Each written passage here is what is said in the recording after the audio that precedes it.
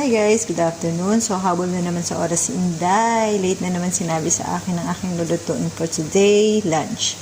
So prawn mash bush tayo. Hindi ko pa na-prepare lahat kasi late na nga. Ayan, pero yung onion nag-i-start na ako.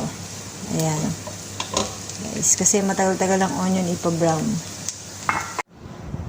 Hi guys, ayan, kompleto na natin ang ating ingredients. Ito na ang prawn, nalinis ko na siya.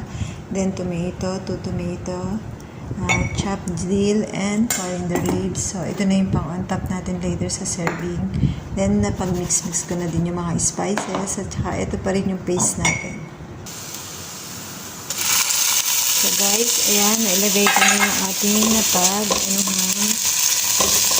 paste na garlic, chili, and ginger. So, yan, lalagyan natin ang prawn.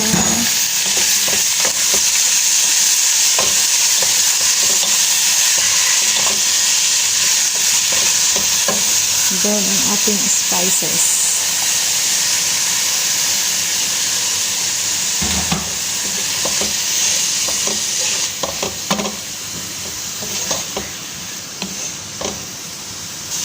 Na pala ang ginamit ko dyan ay 2 tablespoon olive oil.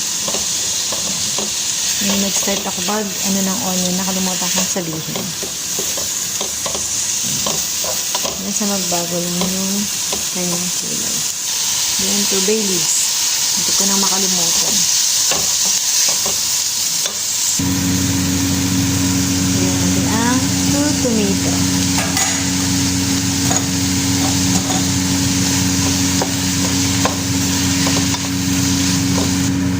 So, add na natin ang dill and coriander leaves.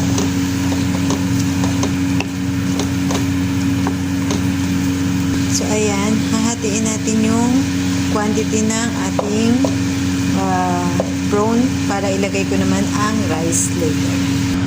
So, ayan guys, na-half na natin yung quantity. Ito yung half at saka half ng prawn. So, ito na yung na-wash and soak kong rice. 3 cups. Ilalagay na natin siya. So guys, ayan, nalagyan ko na ng hot water ang ating rice and prawn.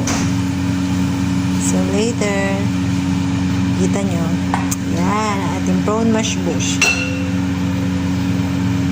So guys, ayan na yung ating prawn and rice. So steaming na siya for 1 hour, 45 to 1 hour, hanggang sa maluto lang yung rice. Ayan guys, thank you for watching. Keep safe and God bless all. Bye!